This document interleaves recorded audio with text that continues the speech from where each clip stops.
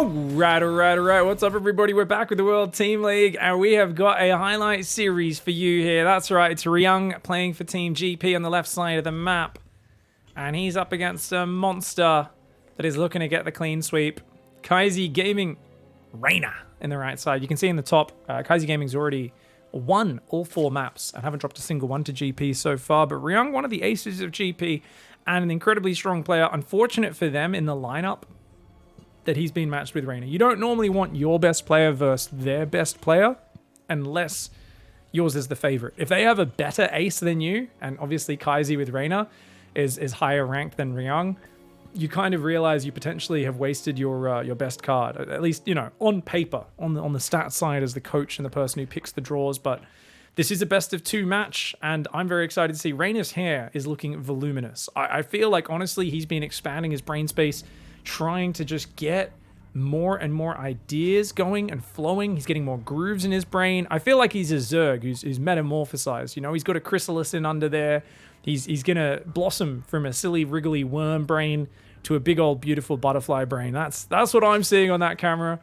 And of course, he's gone full first. So he's gonna go for a 6 Ling pressure. Raynor's been enjoying mixing this in. Now this blind counters proxy barracks openings, but it also can do big damage to some of the greedier openings where the Terrans aren't scouting at the start. And you know what?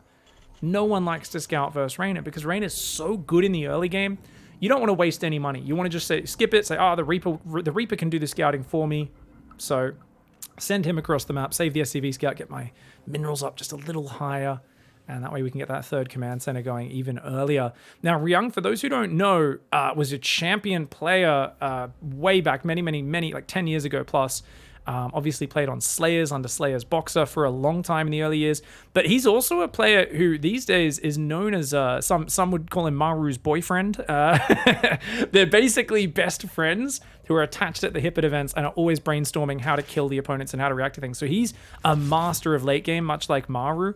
Obviously, he doesn't have the same consistency as Maru in terms of that, but he's still very, very high level, and he has fantastic builds and organization.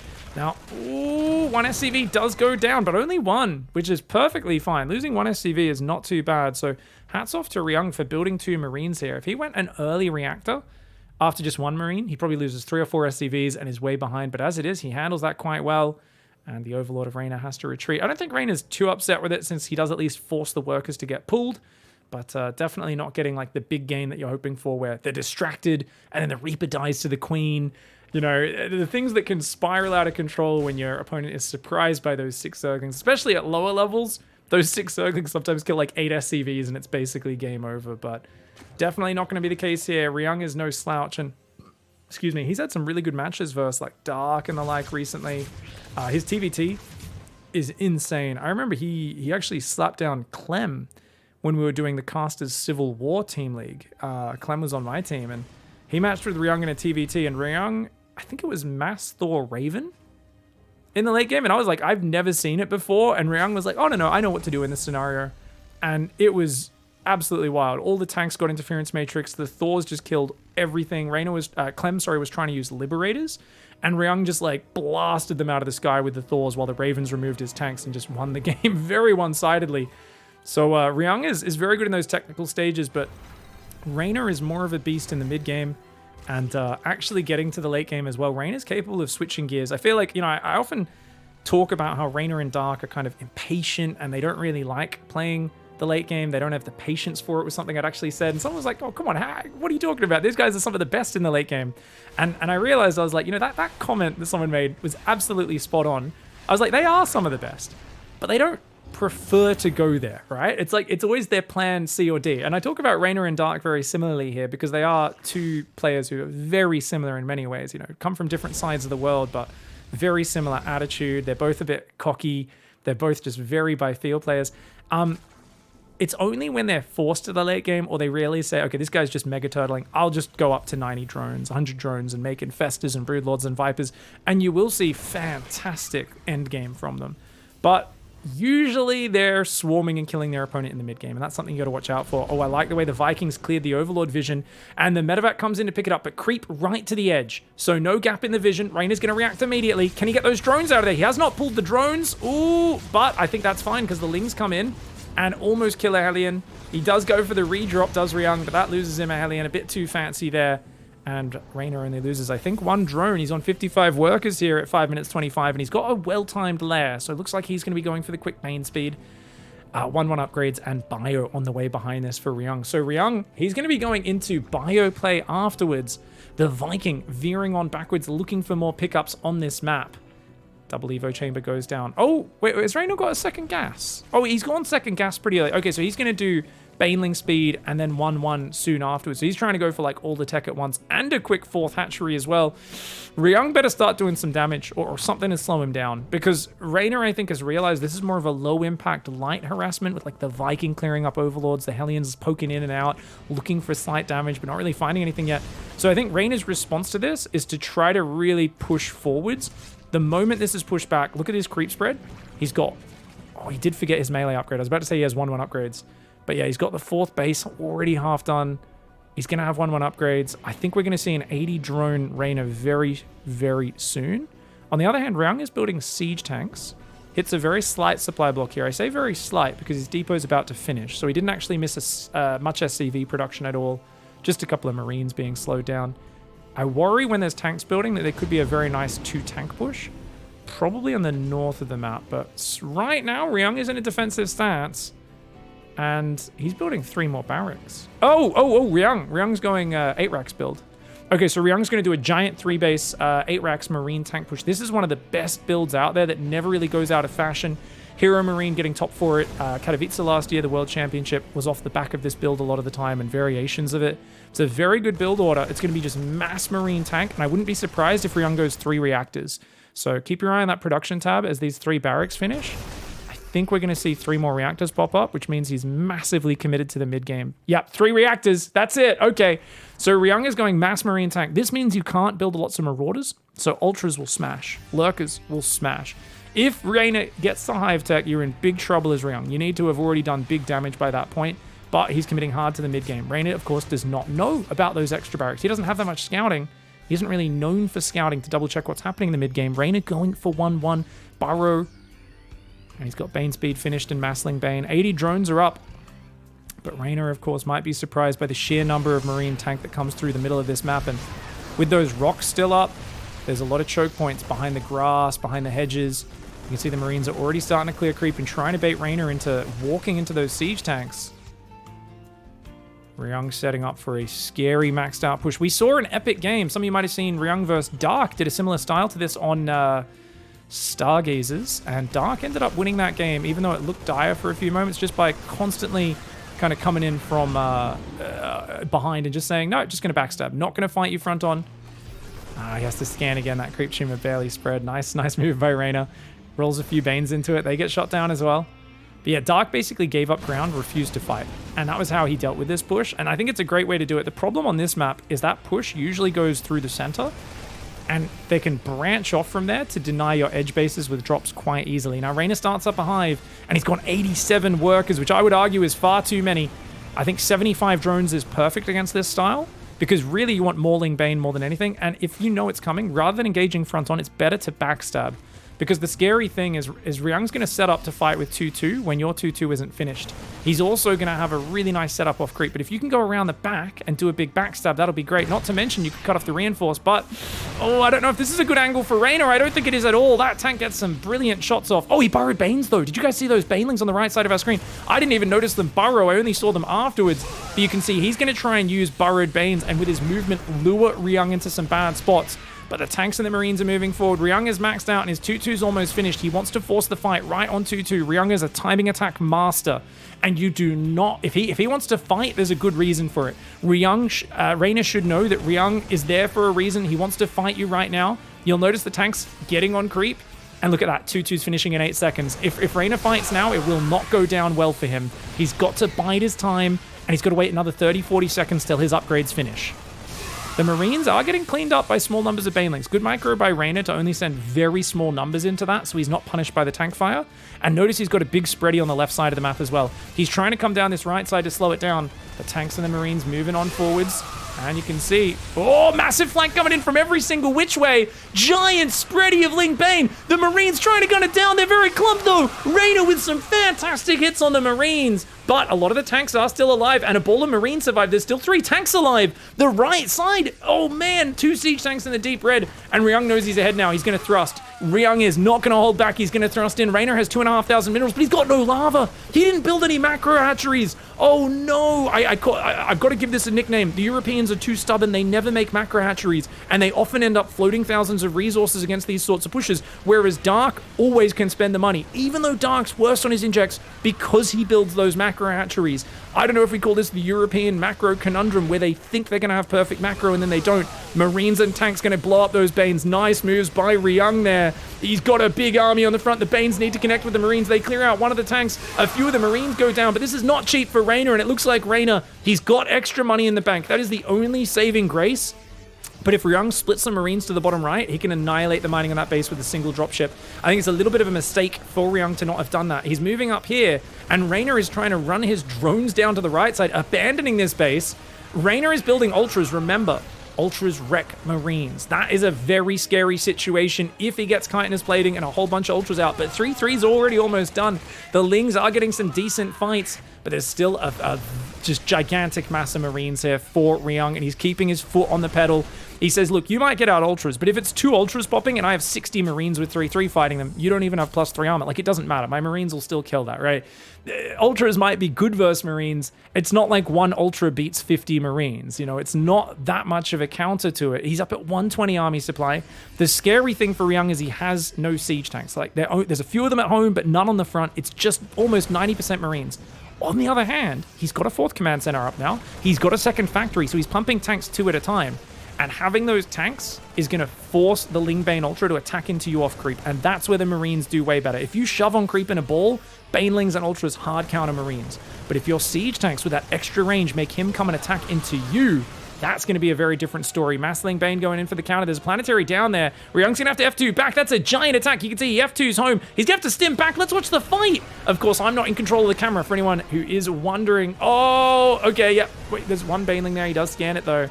The Ling Bane buys a bit of time, but Raynor is still down 45 supply. He's on 75 drones somehow. He needs to re-expand to the top left of the map now, as well does Raynor, but he's trying to get Adrenal. An Ultra there pops out, and Ghost Academy, extra command centers, and a 2nd starporter coming in. So RYUNG is going to add Libs, I believe, in the meantime to help deal with the Ultras, and I wouldn't be surprised to see Ghosts as well. He's lifted 3 barracks off reactors, and he's building tech labs with them at home. So he's saying, look, I'm far enough ahead. I've hamstrung Raynor.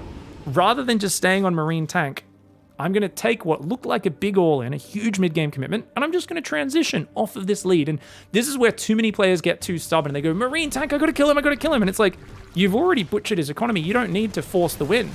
Swap into Ghosts, play the late game. You've got 4 base economy up. Raynor is in a very bad position. Look at his minimap. He's got no creep control, and you can keep harassing with drops like this. Now, he does take a bit too long to pick up. I can be critical of that one, but he shoves on the left and gets another base and a bunch of Overlords behind the mineral line. Uh-oh.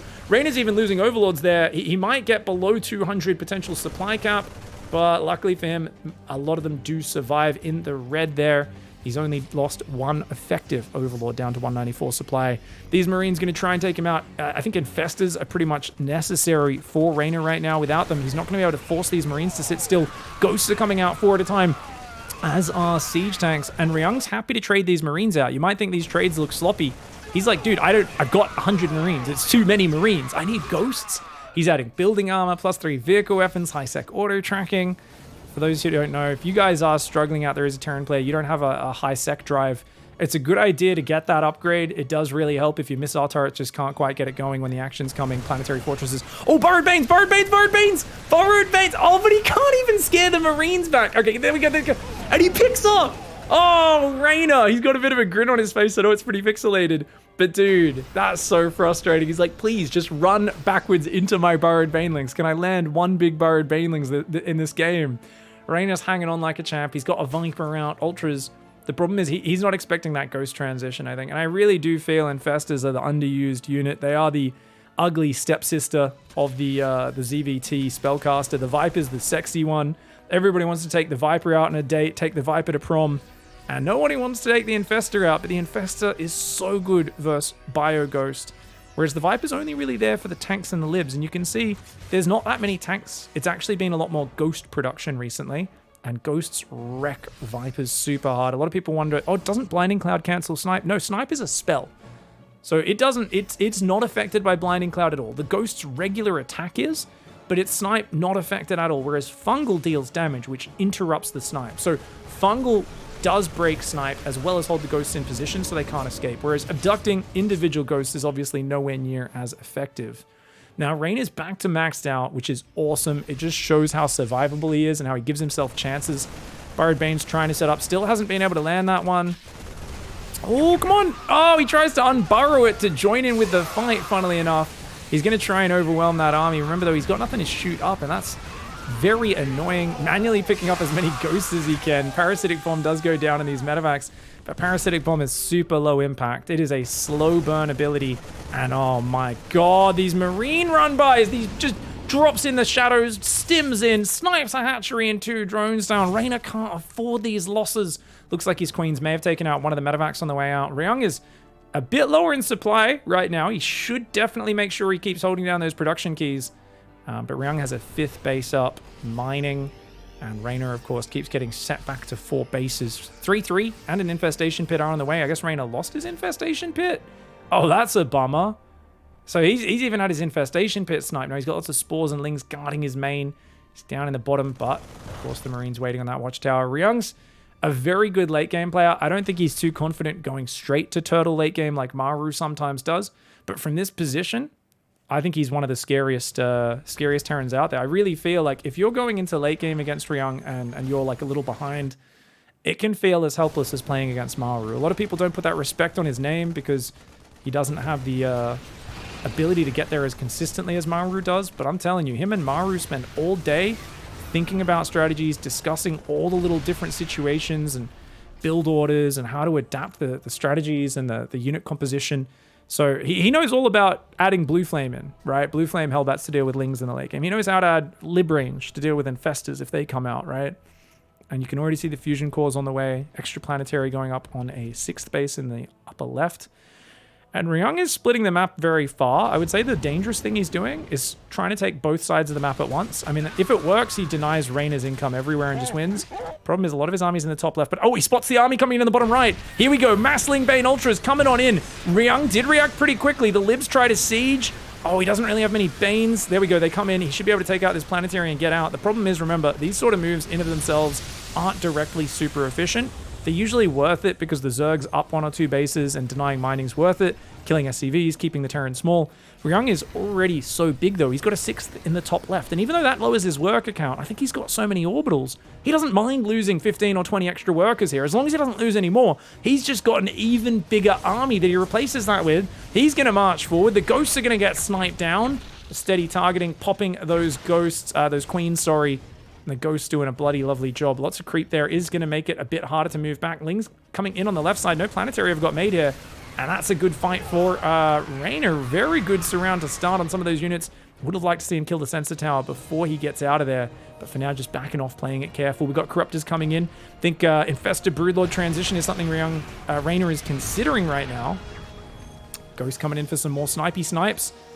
Oh, man. He needs more Overseers. Does Raynor right now. He's down 30 supply from max. You can see he's a little frustrated on his camera because he likes to flow with like backstabs and movement and really get lots of micro situations. But it's hard to force your opponent to micro and put pressure on them when half of the map is basically like siege positions where attacking into it's just not going to work. So Raynor's kind of getting slowly squeezed out of options, and RYUNG is just backstabbing away constantly, trying to wear him down and whittle him down. We've got Marauders there coming on in. That hatchery getting very low, and it does go down. That is 6 Marauders that go down for it. It's not free. Blinding Cloud's coming in as well, but the Bio Ghost comes in. EMP on the Viper, not before a lot of tanks do get Blinding Clouded. A few snipes go down though, and with so many more tanks and libs behind it, the Ultras get blasted. Raynor looking a little bit frustrated there. All right, everyone, we're going to go into map 2. Now, unfortunately, there are some technical difficulties I'll explain that in a moment. We've got RYUNG in the bottom right, representing Team GP. And in the top left, we have... We'll get there in a sec. Raynor! There we go. Kaiser Gaming's Raynor. Woo! All right, so unfortunately, you're going to notice we're not going to have game sound. I've just turned on the StarCraft 2 soundtrack in the background. Unfortunately, I'm having to watch this off of a clean feed of the... Or not a clean feed, but off of the Chinese commentary, because the clean feed video did get interrupted and died. So unless I was there casting it live, which I was not, I can only get it from a different broadcaster's video. So downside, if I turn the audio on, you guys will basically barely be able to hear a bit of fighting noises, but you'd also be able to hear a lot of Chinese commentary. So rather than that audio garble, I hope you don't mind me casting this second game in this best of two. So it's 2 maps no matter what. It could be a draw 1-1 if Raynor wins. Off of this video. So apologies for that, but I just feel like this is such a fun series already. RYUNG did such a good 8 racks push in that last game, and I love the way he smoothly transitioned off it at the right times. That was so technical. A lot of players would force the issue there, and Raynor would start to get some good value. Not the case in that last game, and that's why, of course, RYUNG is so scary, because he's so technical and methodical. Now, RYUNG, he's going... Was this command? Yeah, command center first into 2 barracks. Interesting. So it looks like he's going to do the kind of 2-1-1 style. And it is yet again pull first for Raynor, who's going to go for 4 lings across such a big map. Interesting. I have a feeling Raynor's been proxy raxed a lot. And hoping to get some damage. Now, I don't think he has good chance of getting damage, especially if 2 Marines build. But only 1 Marine into Reactor. That is, see if he can just run away. RYUNG does react pretty quickly there. The Marine is going to start to fight those Zerglings. You can see those extra SCVs start to pull. Alrighty then. Now, of course, I know it's a bit weird not hearing the Marine gun shooting, so I will be adding those sound effects in. Ooh, I'll drill you. Just joking, guys. Do let me know in the comment section, though, if you do prefer we just kind of do the single game or skip the series entirely if there's an issue like this in the future, or do you think it's worth it? So let me know in the comments at the end of this game, and I'll be taking that feedback into account for the next time. Oh, no, you can't lose the Marine! RYUNG, careful, buddy! The SCV's doing well, though. And, oh, great surround there. Good micro by RYUNG. Very well played. Very, very, very well played. Bunker goes down behind it, so RYUNG's a little paranoid because he has no scouting right now, and he's like, man, a Ravager could come, like, you know, it could be a Ravager follow-up. I have no idea. But Raynor is just macroing. We can see that. Now, Raynor's gone 3rd hatchery here. He's pumping queens. He's delayed his ling speed a lot. And I think that's a pretty good call. We've also got stim and a factory on the way. Raynor, of course, moving his headphones around. Now, for those who don't know, this would have been played early in the morning for Raynor, when he is definitely going to be a little bit sleepier. You can see that morning light coming in, and also the hairdo as well, no doubt. Whereas for RYUNG, I believe this was played in the evening time, which is kind of peak time. A lot of those Korean pro gamers go to sleep about 6 a.m. most mornings because they do compete in the evening, usually between about, I guess, like 6 p.m. to midnight their time is kind of peak competition time for both online tournaments and for things like GSL when they go down to the studio to compete in those live events. But for RYUNG, you could argue there's that advantage. I never really get too focused on that stuff because I know pro gamers have crazy schedules to the point where, like, people were saying Clem would always be super tired and struggling in like different team league matches. And I talked to him and he's like, oh, no, I normally don't sleep until 1 p.m. in the afternoon. And I was like, what? You don't sleep till 1 p.m.? He's like, yeah, I get up about 9. And like, you know, pro gamers have really weird schedules depending on what sort of tournaments they've been playing. And that definitely does make a difference. 3rd command center goes down. Okay, that's interesting. I like that he hides it in the main. For a long time, we'd always build this sort of command center in the wall. And people could just scout and be like, hey, there's no command center. He's committing really hard to a 2-base aggression, right? And then other times, you'd see the command center in the wall. You'd be like, oh, he's being really greedy. It was kind of handing free information to your opponents. And whilst it was good to finish the wall off with the command center, so like lings couldn't run by while you were doing, say, a Hellion harassment, it really did give away a bit too much information. I think that's something I personally have struggled with as a Terran player, and I know a lot of other players have, is giving away free information to our opponents. So RYUNG just making a little detail adjustment to hide it. He's got the 2 medevacs popping out now, and will be boosting out across this map. All right. Raynor, he's into it, mixing Zerglings and drones. He's already got a lot of queens, good creep spread on 3 base. I wonder where Raynor takes the 4th base, because I think that's the next big question mark for him. He's also got an early carapace upgrade. People like to rush carapace against this sort of opening because you're going to have a lot of queens fighting Marines. And just having the carapace makes those queens so much tankier. Really helps your Zerglings, of course, as well. It is usually the most important upgrade. It allows your banelings, once you get into those, to get in contact with the opponent before they get shot down. And the Marines coming on in. Gonna snipe down a few creep tumors there and then pull back. +1 melee as well as +1 armor both start. So both players have gone staggered upgrades here, but they've both remembered them. And the double drop lifts to the north, that 4th base. Definitely going to be the next target. Raynor knows that's his most vulnerable point right now. So he's going to move out there north with those queens and lings. But, oh, he doesn't see it. Oh, Raynor caught with his pants down a little bit. That's a bit of a mistake. Does get a 4th base cancelled. And most importantly, I would say delayed. You know, losing 150 minerals or so. 75 for the cancel plus the drone dying. And also having a huge delay. He's now going to expand to the bottom left. So Raynor's actually being pushed off the northern base. And he chooses to expand to the bottom left. He's going baneling speed. RYUNG going out to the 3rd. No sign of that big 8 racks all in just yet from RYUNG. I can't imagine he'd do it 2 games in a row, especially on this map where there isn't as direct and beautiful a tank path down the middle of the map like there was on that last one. So yeah, Widowmine production is actually coming in. He's going to be going double Widowmines. So more of a multi-prong kind of harassment game where you're expanding across the map and trying to create all these little minefields that you can lure the Zergling Baneling into for some big pop-offs. Oh, Marines there getting surrounded. Great fight for Raynor. Oh, good save. Save 6 of the Marines. If he boosted in 2 seconds later, they would not have saved. And oh, gets a lot of the Zerglings. RYUNG might not be committing as hard to the pressure, but Raynor gets antsy, goes for some backstabs, and I think they definitely worked out in the Terran player's favor. 65 drones only for Raynor right now. It's not that big an economy. He's focusing more on his army control. Can he push back this force, though? I'm not 100% sure. You don't want to get stuck too low on workers here. Widowmine drop comes in. Oh, and using his building placement against him. Good spready nonetheless, though. Widowmines are going off there on some of the units. Looks like he dragged it into some of the Marines. I see Marine corpses there and Widowmines that have fired that. Usually what the Zerg likes seeing, not what the Terran likes seeing. Widowmines friendly firing their own units. And there we go. The Marines are going to come forward. The Widowmines pulling back on this right side as well. And the Widowmine drop just derping back and forth, scaring Raynor, keeping him very busy. Raynor's up to 80 workers now, which is nice, but he's only got there at the 8-minute mark. And the 4th command center has now started for RYUNG. I don't think he's got a second factory yet. It's just been non-stop biomine production for young RYUNG. And I say young RYUNG. That's, I mean, he's 10, 12-year veteran of StarCraft 2. I don't think that's fitting. He was young a long time ago. He's actually a grizzled vet at this point. Raynor is definitely a lot younger than RYUNG is. Oh, yeah, not bad. Widowmine shots, getting 5 drones, forcing a spready. Bit of a reaction there. Pretty good play by RYUNG. Watch out for the Banes. Oh, he gets a decent Widowmine. Looks like it barely missed getting a whole pack of those Banelings. And these Marines, they are going to get surrounded. He saves what he can into the 1 medevac, but I feel like the trades are still very good for RYUNG. Look at the supply. 20 supply lead. Raynor's losing drones here. He's down at 72 workers. Every spore he builds, every drone that goes down to these Widowmine drops is costing him. Oh, Widowmines take out a couple of queens there. And saves most of the Marines. Looks like he might go around the north side for a drop into the main base, potentially. It feels like Raynor is being penned in quite effectively. On the other hand, RYUNG's 4th is only now finishing up. So he's not macroed crazy hard. Like, he's kind of got to do this damage. But by God, the supply does look scary. He's at almost double the army supply. Yeah, I mean, if RYUNG can keep setting up these units on the front and just actively trading...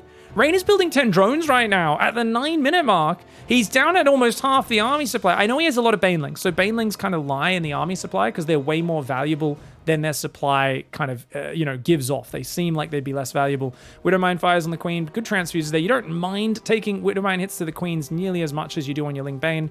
Oh, look at the way he's trying to drag the Widowmines onto the medevacs. Beautifully done, and RYUNG has to pick up and get out of there. Those medevacs deep in the red. Drop in the main is going to come in. Those Lings, no match for that. The Marines in the corner, gunning them down. Zergling does see the 4th command center get taken to the bottom side of the map. The pressure is mounting for both sides. Banelings on the left, perfectly placed. Take out that drop. The Queen surviving on about 3 hit points there. Zergling gets a Marine kill in the mineral line. Chad Zergling indeed. RYUNG, though, still active. Saves those Marines in the back of the main and comes in for the snipe on the 4th. Or the 5th base, I should say, actually. He's going to snipe that. Oh! And he does go back for it. Nicely done by RYUNG. And only loses 1 medevac. A lot of red hit point medevacs. It's dangerous with those. Oh, he's very close to the front line. I'm worried that those units get caught by Banes. +3 attack is on the way. Now, all 3 tech labs are coming in. I believe RYUNG has forgotten concussive shells. I'm not 100% sure. We'll notice as the Marauder count ups in a moment. But I do hope to see a concussive and a lot more Marauders. RYUNG doesn't need to go ghosts. because there is no Hive tech, guys. It's just Hydraling Bane. I don't think the Hydra upgrades have even been made in this game. I'd love to check it, but I don't know if the Observer will ever check it. Maybe they did earlier and I missed it because I was focusing on other stuff. But something you to be wary of is Raynor usually forgets his Hydra upgrades for many minutes at a time. Medevacs come back in on the right side, but the Queens and the Hydras shut down those Medevacs. And oh, that's a big pickup there.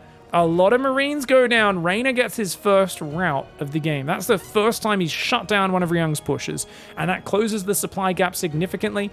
It still is in advantage for RYUNG, but only 65 workers for RYUNG versus 77 for Raynor. These Medevacs getting F2'd home. Uh-oh, if they fly through the Hydras, this is another sloppy mistake for RYUNG. RYUNG has a lot of units to manage right now. He catches some Banes on the right side. Oh, they get some decent juicies onto the army. RYUNG's gonna have to back out of there, but he gets an okay trade. Overall, he caught a lot of Banelings there. I remember Banelings are pretty darn expensive. RYUNG is still trading way better than Raynor in this game, and he's got a new drop on the right side as well. Drilling Claws, Concussive Shells have now been remembered. A 5th Command Center on the way. As long as RYUNG keeps this up, he's doing good.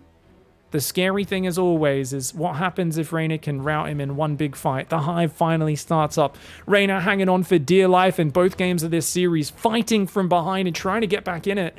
Oh man, the Widowmine's trying to burrow. Oh man. Oh, one Widowmine fires. It looks like it got a bunch of Zerglings. The Marines pick up and boost out of there, though. Great save by RYUNG. RYUNG's going to try to shove the left side, but I think Raynor's army is perfectly split. We'll find out in a moment. Please. Oh, okay. Yep.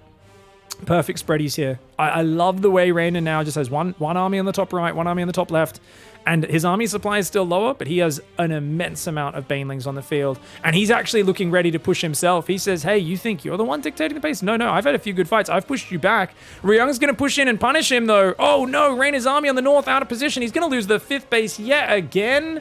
Oh, that's frustrating, and I'd love to see RYUNG just pick up and go into the main.